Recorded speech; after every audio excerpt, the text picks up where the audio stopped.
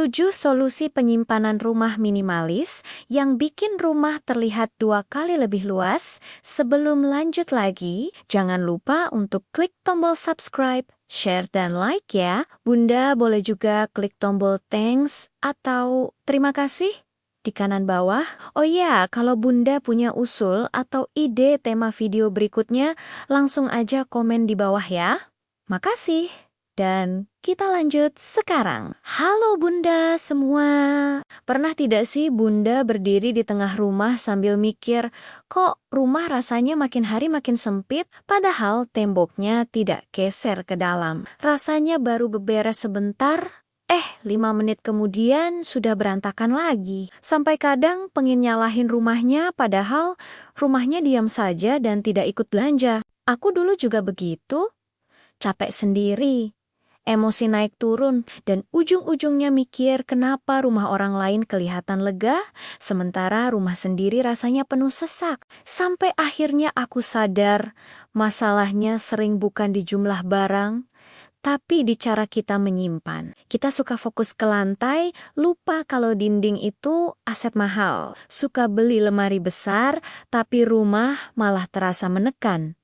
Dan sering nyimpen barang tanpa rumah yang jelas, sampai otak ikut sumpek. Rumah minimalis itu bukan soal sedikit barang, tapi soal pintar menaruh barang di tempat yang tepat, supaya mata dan pikiran bisa bernapas. Di video ini aku mau ngobrol santai seperti lagi curhat di dapur, tentang 7 solusi penyimpanan rumah minimalis yang simple, tapi efeknya besar. Bukan yang ribet atau mahal, tapi yang bikin rumah terasa lebih lega, lebih rapi, dan kita sebagai bunda juga lebih tenang ngurus rumah dan keluarga. Jadi kalau bunda merasa rumah kecilnya sudah terlalu penuh, mungkin yang perlu diubah bukan rumahnya, tapi cara kita memperlakukannya. Solusi pertama adalah memanfaatkan ruang vertikal. Dan ini sering banget diremehkan, banyak rumah kecil yang dindingnya polos cantik tapi kosong.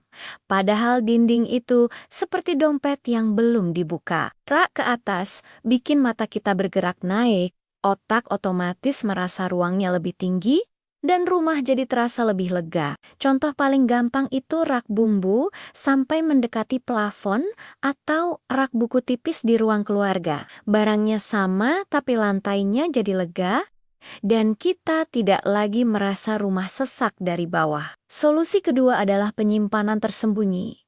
Ini cocok buat bunda yang suka rumah kelihatan rapi, tapi tidak mau ribet. Kolong tempat tidur, bangku yang bisa dibuka, atau sofa dengan laci di bawahnya itu seperti tempat curhat rahasia rumah. Barang masuk semua tapi tidak kelihatan, dan rumah tetap tenang. Contoh realnya, mainan anak yang biasanya berserakan bisa langsung masuk ke bangku penyimpanan di ruang tamu. Jadi pas tamu datang tinggal senyum tanpa panik beres-beres. Solusi ketiga adalah satu fungsi, satu tempat, dan jujur ini yang paling sering bikin gagal move on. Kita sering taruh gunting di dapur, di kamar, di ruang tamu, akhirnya nyari satu saja bisa muter rumah.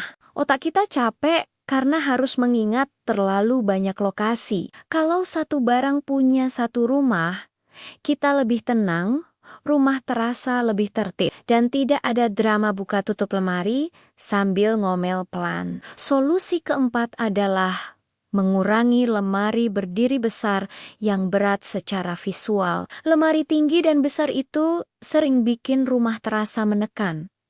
Seperti ada tembok tambahan di dalam rumah. Coba ganti dengan rak terbuka, lemari built-in yang menyatu dengan dinding, atau kabinet lebih rendah. Contohnya di kamar tidur kecil, lemari rendah plus rak atas bikin ruang terasa lebih lapang dan tidak bikin dada sesak tiap masuk kamar. Solusi kelima adalah furnitur multifungsi. Sahabat terbaik rumah kecil dan ibu rumah tangga yang hidupnya sudah cukup multitasking. Meja tamu yang bisa jadi tempat simpan majalah, tempat duduk yang bisa menyimpan selimut, atau tempat tidur dengan laci di bawahnya itu seperti satu barang tapi kerja 2 kali. Rumah jadi efisien tanpa harus nambah barang baru, dompet juga ikut tersenyum. Solusi keenam adalah sortir rutin dengan jujur. Dan ini lebih ke urusan hati daripada rumah. Banyak barang disimpan bukan karena dipakai, tapi karena sayang, kenangan, atau takut butuh nanti. Padahal, setiap barang yang tidak dipakai itu tetap makan ruang dan bikin rumah terasa penuh. Contoh logisnya, baju yang setahun tidak dipakai biasanya cuma jadi gantungan emosi, bukan kebutuhan nyata. Solusi ketujuh adalah mengatur zona rumah dengan jelas.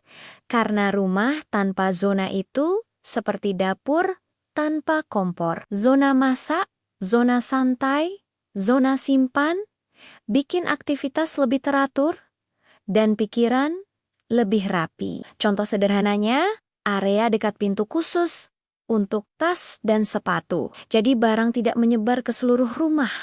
Dan kita tidak lagi main tebak-tebak di mana naruh barang tadi. Kalau 7 solusi ini digabung, efeknya bukan cuma rumah terlihat lebih luas, tapi suasana hati juga berubah.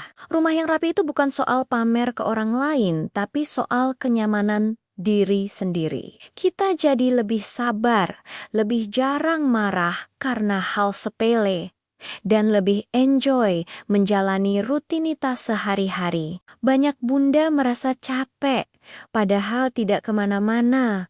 Salah satu penyebabnya adalah visual rumah yang penuh. Mata kita capek duluan sebelum badan. Saat rumah terasa lega, otak ikut bernapas, dan aktivitas sederhana seperti masak atau lipat baju jadi terasa lebih ringan. Rumah kecil itu bukan kutukan, tapi tantangan desain dan kebiasaan. Dengan penyimpanan yang tepat, rumah kecil bisa terasa hangat, rapi, dan nyaman. Dan yang paling penting, rumah jadi tempat pulang yang menenangkan, bukan sumber stres baru. Intinya, bukan luas rumah yang menentukan lega atau tidak, tapi bagaimana kita memperlakukan setiap sudutnya. Sedikit diatur, sedikit dikurangi, sedikit dipikirkan. Hasilnya bisa terasa besar. Rumah memang diam, tapi efeknya ke hati kita itu hidup sekali. Kadang rumah itu seperti cermin perasaan kita. Kalau penuh sesak, ya rasanya ikut sumpek. Mau marah tapi salah sasaran, akhirnya kesandal anak yang nyasar di ruang tamu. Padahal bukan sandalnya yang salah, tapi kita yang capek. Rumah kecil sering disalahkan. Padahal yang perlu dibenahi kadang cuma cara kita menaruh dan melepas barang pelan-pelan. Lucunya kita sering bilang, tidak apa-apa nanti juga dipakai. Padahal yang dipakai tiap hari itu cuma emosi dan rasa lelah. Barangnya tetap tidur cantik di sudut lemari. Jadi mungkin yang perlu dirapikan bukan cuma rumah, tapi juga keberanian kita untuk bilang cukup. Cukup menumpuk, cukup merasa kurang, cukup menyimpan hal yang tidak lagi kita butuhkan. Karena rumah yang lega itu bukan soal luas meteran, tapi soal seberapa ringan kita bernapas di dalamnya. Kalau hari ini Bunda mulai beres-beres sedikit sambil senyum sendiri, berarti Bunda sudah menang. Dan kalau masih berantakan juga tidak apa-apa, namanya juga rumah yang dihuni manusia, bukan katalog. Terima kasih sudah menemani curhat dan ceritaku sampai akhir. Sampai ketemu lagi di episode berikutnya. Salam semangat, Bunda semua!